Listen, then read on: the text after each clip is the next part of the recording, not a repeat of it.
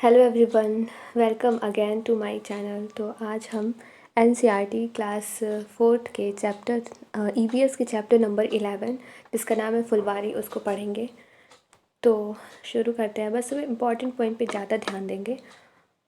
तो यहाँ पे है कि उत्तराखंड में पहाड़ों के बीच में एक ऐसी ही जगह है जहाँ फूल ही फूल होते हैं। यह फूलों की घाटी कहलाती है। तो कहाँ पर है ये? उत्तराखंड में। जैसे क्या कहते हैं? फूलों की घाटी कहते हैं। कहीं झाड़ियों में लगे लाल फूल नज़र आते हैं तो कहीं पत्थरों के बीच सफ़ेद फूल झांकते हुए नज़र आते हैं। पीले पीले फूलों के लंबे चौड़ी कॉलोनी जैसे मैदान भी हैं और कहीं कहीं अचानक घास के बीच छोटे छोटे तारों जैसे नीले फूल दिखाई देते हैं। यह सब सपने जैसा लगता है ना? हाँ, इस घाटी में भी इतने सारे फूल साल में कुछ ही हफ्तों के लिए खिलते हैं। आँख बंद करके कल्पना करो कि तुम भी ऐसी ही जगह पर पहुँच गए तो कैसा लगा? कौन कौन सा गाना गाने का दिल चाह रहा है? तुम उनमें से कुछ गाकर सुनाओ। तो ऐसा बच्चों से पूछने के लिए है कि अगर हम बच्चों से ये चर्चा करते हैं तो उनसे पूछते हैं कि तुम्हें कैसा लगेगा अगर ऐसी जगह पर जाओगे जहाँ पर सिर्फ फूल ही फूल हैं। और इससे रिलेटेड यहाँ पे कुछ क्वेश्चन है जो हम बच्चों से पूछ सकते हैं। उसके बाद क्या है कि क्या तुम्हारे घर में कुछ ऐसी चीज़ें हैं जिन पर फूलों की डिज़ाइन बनी हो, जैसे कपड़े, चादर, फूलदान आदि? नीचे एक खाने में सुंदर सा डिज़ाइन बना है। तो वो इस डिज़ाइन की बात कर रहे हैं और ये जो पॉइंट है वो ज़्यादा इम्पॉर्टेंट है। तो इसमें क्या है कि यहाँ दिखाए गए डिज़ाइन को मधुबनी कहते हैं। यह चित्रकला बहुत पुरानी है। पता है इस चित्रकला का नाम मधुबनी क्यों पड़ा? बिहार में मधुबनी नाम का ज़िला है और इस डिज़ाइन का नाम क्या है? मधुबनी है, जो कि बहुत पुरानी डिज़ाइन है।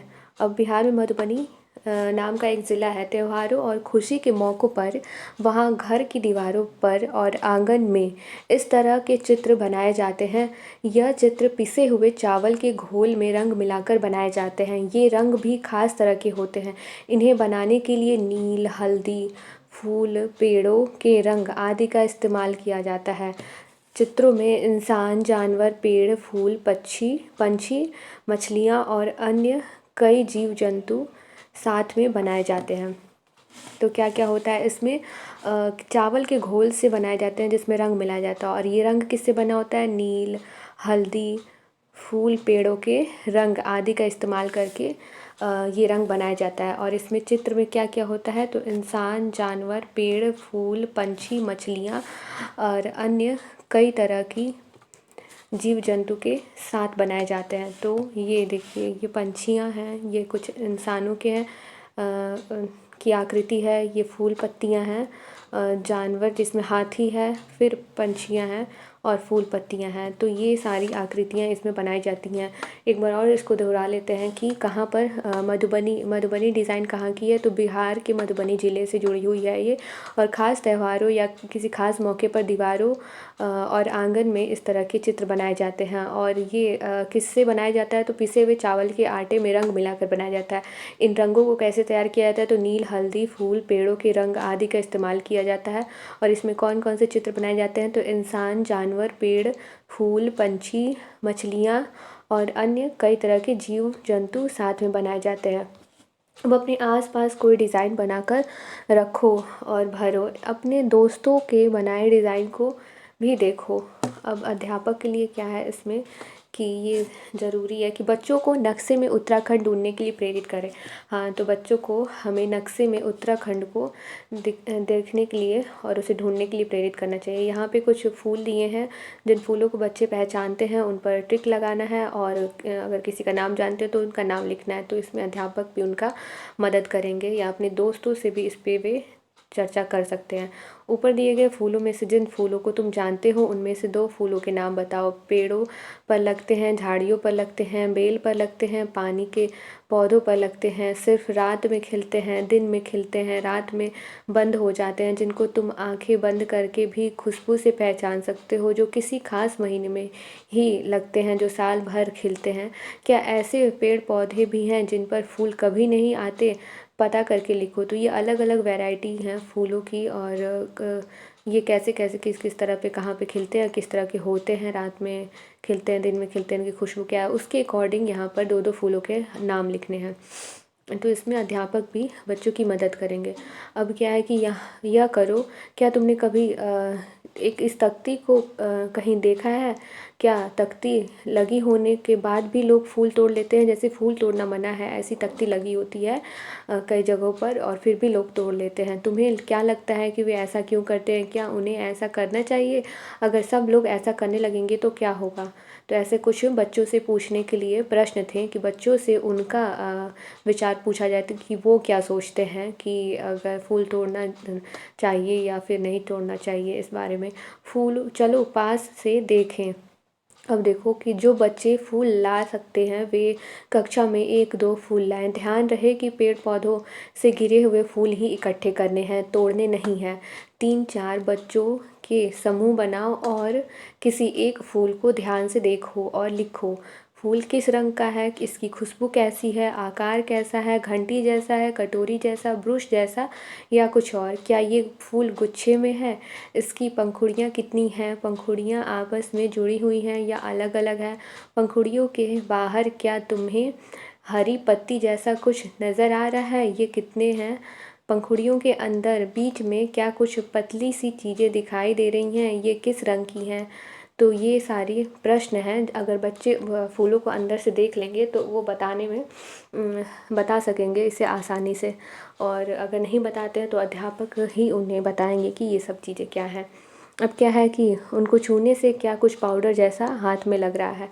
खिलती कलियाँ, तुमने कलियाँ भी देखी होंगी। अगर स्कूल में या घर के आसपास कहीं फूल के पौधे हों तो उनकी कलियाँ भी देखो। कली और फूल में क्या अंतर होता है। किसी पौधे की कली एवं उसके फूल का चित्र अपनी कॉपी पर बनाओ। क्या तुम बता सकते हो कि कली कितने दिनों में खिलकर फूल बनती होगी?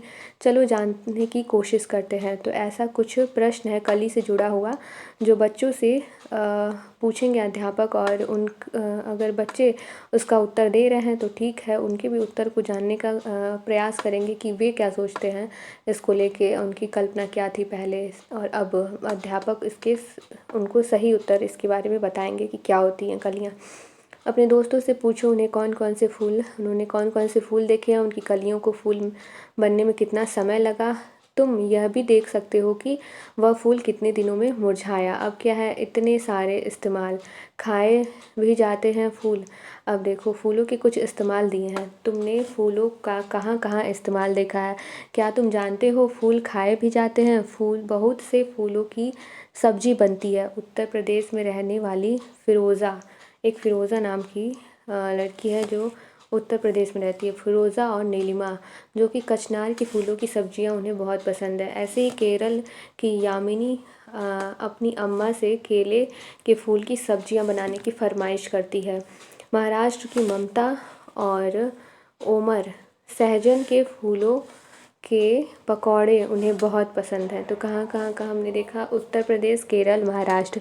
तो इन भी राज्यों का अगर अध्यापक चाहे तो मानचित्र में बच्चों को ढूंढने का कहें कि उन ढूंढ के बताएं कि उत्तर प्रदेश कहाँ है, केरल कहाँ है और महाराष्ट्र कहाँ है।